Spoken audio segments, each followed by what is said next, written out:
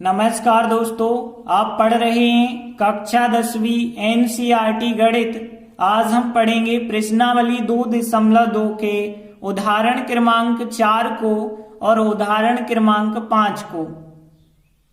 तो देखिए, उदाहरण क्रमांक 4 है, एक द्विघात बहुपद ज्ञात करना है जिसके शून्यकों का योग कितना है -3 और गुणनफल कितना है 2 है। तो देखिए, ऐसे सवाल प्रश्नावली 2.2 के प्रश्न 2 में हमने बहुत सारे करवाए थे। तो सबसे पहले आप ये वाला वीडियो जरूर देख लें। तो देखिए, यदि हमें द्विघात बहुपद ज्ञात करना होता था तो हम मान के चलते थे ax वर्ग प्लस bx प्लस c एक द्विघात बहुपद है और अल्फा बीटा इसके शून्यक हैं। फिर अल्फा प्लस बीटा जो होता है वो शून्यकों का योगफल कहलाता है, जो कि -b/a होता है, और अल्फा इंटू बीटा c/a होता है। और फिर हम इनकी सहायता से abc के मान ज्ञात करते हैं और यहाँ पे वापस रख देते हैं तो द्विघात बहुपद आ जाता है। तो देखिए, बिल्कुल हमने यही किया कि मान के चले एक द्विघात बहुपद है ax वर्ग प्लस bx प्लस c और इसके शून्यक अल्फा बीटा हमने मान लिए। तब देखिए, जो प्रश्न में कहा जाता है उसी के हिसाब से फिर हम चलते हैं। तो हमने लिखा तब प्रश्नानुसार। अब देखिए, शून्यकों का योग दिया गया -3 और शून्यकों का योग, शून्यक यदि अल्फा बीटा है तो शून्यकों का योग अल्फा प्लस बीटा कहलाता है, जो कि होता है -b/a और दिया कितना गया है -3 दिया गया है और इसके बटे कुछ नहीं है तो आप 1 कर सकते हैं। तथा शून्यकों का गुणनफल हमें दिया गया है 2। शून्यकों का गुणनफल होता है अल्फा इंटू बीटा, जो कि होता है c/a के बराबर, और कितना दिया गया है 2 दिया गया है। और देखिए, 2 के बटे कुछ नहीं है तो आप 1 कर सकते हैं ना।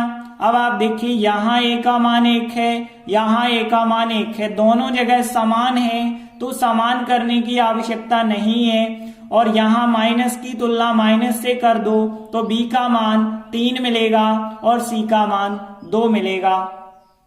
तो देखिए, हमने लिखा यदि a बराबर 1 है तब b बराबर जो है यहाँ 3 होगा। -3 नहीं कह देना, क्योंकि माइनस की तुलना माइनस से, तो b का मान जो हो जाएगा 3 होगा। और c की बात करें तो c बराबर कितना हो जाएगा 2। तो a b c तीनों के मान आ गए। अब इन तीनों के मान हम द्विघात बहुपद में रखेंगे।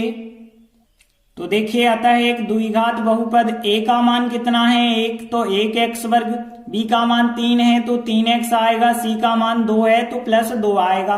अब अर्थात करके हम इसे क्या लिख सकते हैं, देखिए 1x वर्ग कभी नहीं लिखा जाता, x वर्ग के साथ 1 नहीं लिखते हैं तो केवल x वर्ग लिखेंगे और बाकी 3x के 3x लिखेंगे और 2 के 2 लिखेंगे। यही हमारा फिर आंसर हो जाएगा। इसके बाद 5वां उदाहरण है, जांच कीजिए कि एक त्रिघात बहुपद हमें px बराबर दिया गया है, इसके शून्यक 3, -1 और -1/3 है या नहीं। तो पहली चीज हम सवाल को इतना करके अलग करेंगे, फिर बाद में शून्यकों तथा गुणांकों के बीच जो संबंध होता है उसकी सत्यता की जांच करनी है। तो जांच करना हम आपको बाद में बताएंगे, पहले हम जांच कर रहे हैं कि ये तीनों संख्याएं इसके शून्यक हैं या नहीं। तो देखिए, हमें दिया गया है एक त्रिघात बहुपद px बराबर ये दिया गया है। अब देखिए, हमें चेक क्या करना है कि 3 जो है इस बहुपद का शून्यक है या नहीं, -1 शून्यक है या नहीं, -1/3 इसका शून्यक है या नहीं। तो देखिए, 3 यदि हमें चेक करना है तो x का मान हम 3 रख के देखेंगे। यदि 0 उत्तर मिल गया तो वो शून्यक कहलाता है और 0 नहीं मिला तो वो शून्यक नहीं कहलाएगा।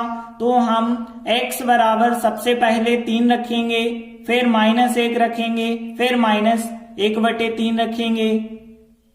तो देखिए, x बराबर 3 रखने पर तो px की जगह 3 लिखा और यहाँ 3 और यहाँ 3 का घन और फिर 5, x की जगह 3 रखते चलना, 3 का वर्ग 11 × 3 और फिर -3। और आगे जब हम सॉल्व करेंगे तो देखिए यहाँ 3 और 3 का घन होता है 27, 3 त्रिका 9 3 27, 5 3 का वर्ग होता है 9, यहाँ 11 इंटू 3 वैसे ही लिखा -3, और आगे आप सॉल्व करेंगे तो 27 का 3 से गुणा करेंगे 81, और 9 का 5 से करेंगे 45, और 11 का 3 से करेंगे 33, -3 का 3 ही लिख दो।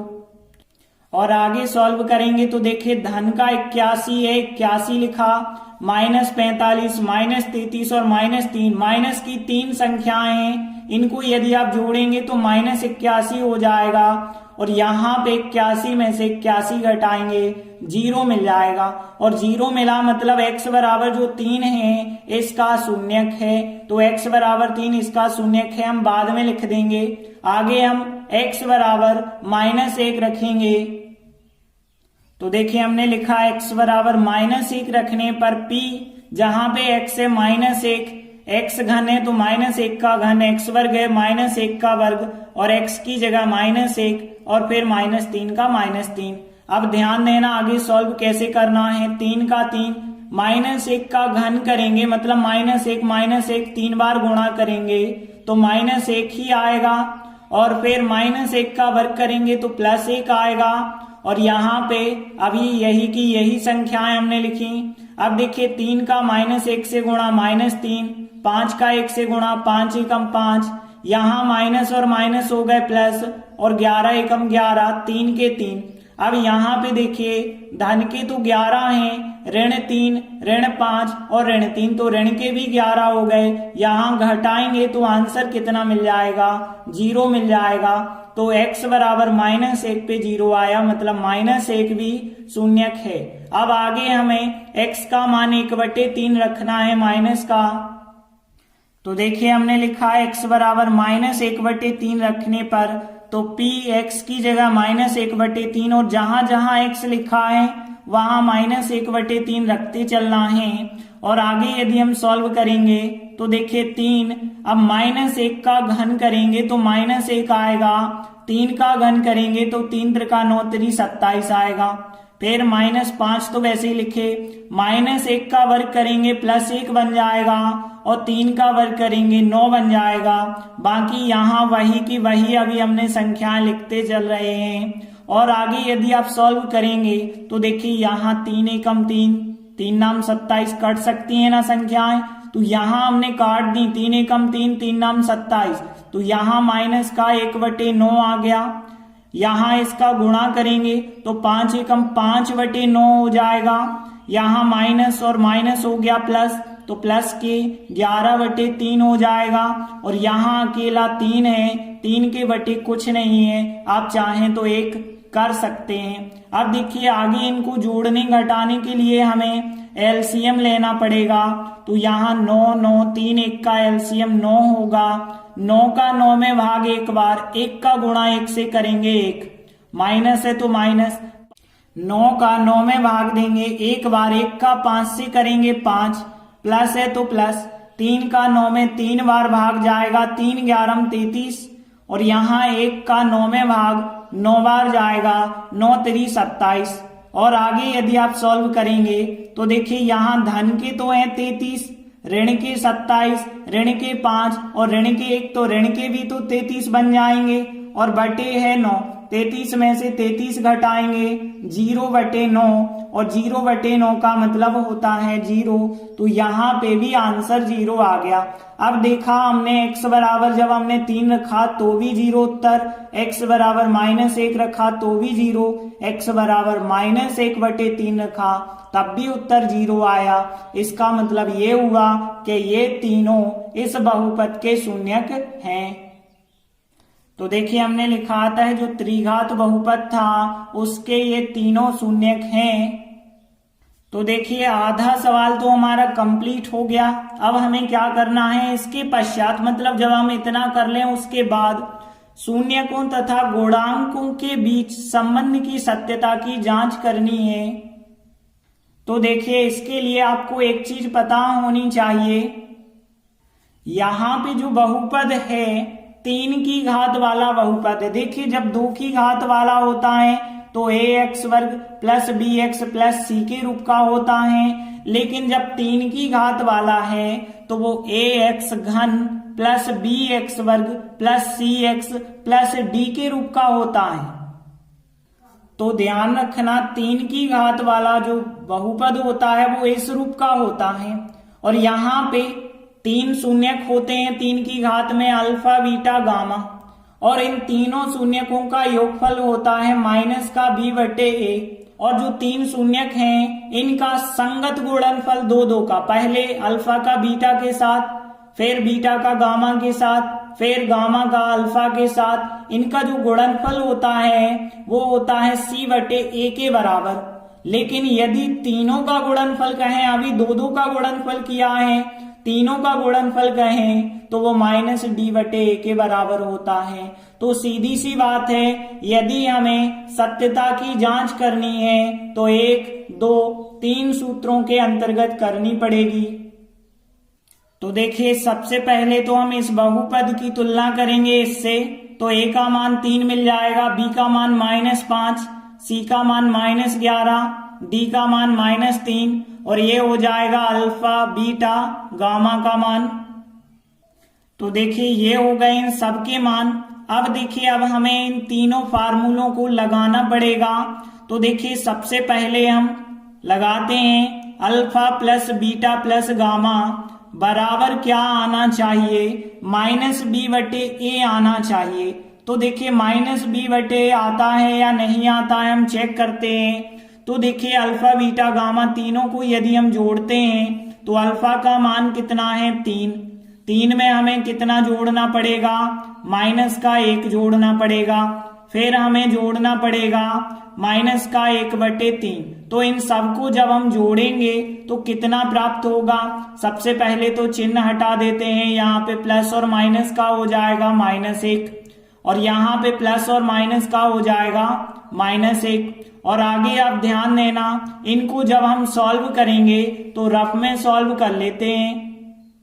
तो यहाँ पे देखिए 3 में से यदि आप 1 घटाएंगे तो 2 बचा होगा, 2 - 1 बटे 3। अब देखिए 3 दूनी 6, 6 में से 1 घटाएंगे तो कितना आ जाएगा 5 बटे 3। तो यहाँ पे 5 बटे 3 आ गया। लेकिन एक चीज ध्यान देना, यहाँ पे माइनस चिन्ह है यदि, तो यहाँ पे माइनस आपको बनाना पड़ेगा। तो कैसे बनाएंगे, हम डबल माइनस लगा के ही बना सकते हैं ना माइनस। तो अब देखिए यहाँ माइनस चिन्ह आ गया, और फिर -5 हो गया b का गुणांक, और जो a हो गया वो a का गुणांक कितना हो गया 3 हो गया। तो इस प्रकार से पहला सूत्र तो बिल्कुल सही है, इसकी जांच तो सही है। अब आगे हम दूसरे फार्मूले पे आते हैं। तो देखिए, अब हमें निकालना है alpha beta plus beta gamma plus gamma alpha निकालना है, और ये मान जो आना चाहिए वो c बटे a के बराबर आना चाहिए। तो देखते हैं आता है या नहीं आता है।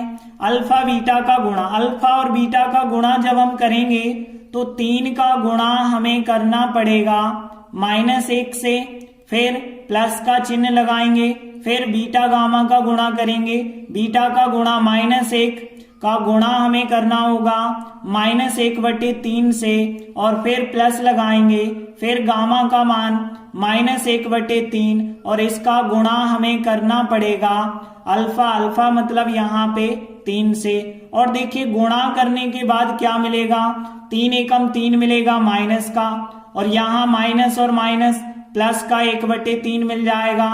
और यहाँ पे देखिए तो 3 से 3 क्या हो सकते हैं, कट सकते हैं, तो केवल हमें -1 मिलेगा।